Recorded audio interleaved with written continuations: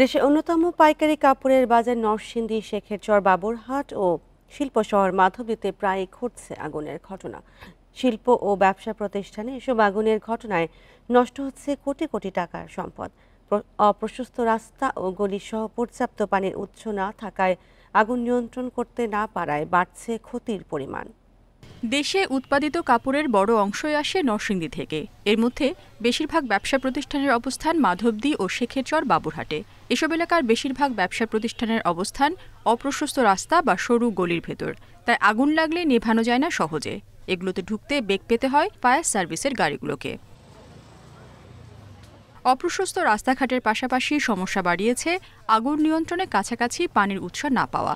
দূরের উৎস থেকে পানি জোগাড় করতে নষ্ট হয় অনেক সময়, ততক্ষণে পুড়ে যায় কোটি কোটি টাকার সম্পদ। আমাদের রাস্তাঘাট এরকম পাস না, মনে করেন ফায়ার সার্ভিস যাইতে এতে অনেক ক্ষয়ক্ষতি হয়ে যায়। পানি থাকলে দেখা গেছে আপনার ক্ষতিটা অনেক কম হইতো।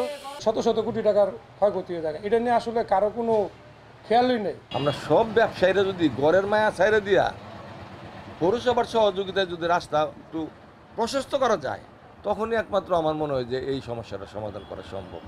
চলতি বছরের আগস্ট পর্যন্ত নরসিংদীতে 261টি আগুনের ঘটনা ঘটেছে, যার বেশিরভাগ বাণিজ্যিক এলাকাগুলোতে। ফায়ার সার্ভিস বলছে বেশিরভাগ আগুনের ঘটনা বৈদ্যুতিক শর্ট সার্কিট থেকে।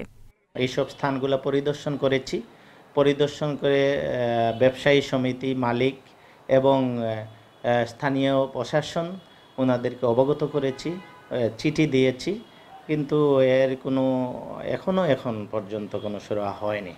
ফায়ার সার্ভিসের তথ্য, নরসিংদীতে চলতি বছরের আগস্ট পর্যন্ত 261টি আগুনের ঘটনায় আনুমানিক ক্ষতি 7,56,00,000 টাকা।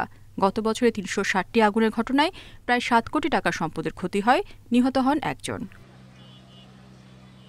Independent news.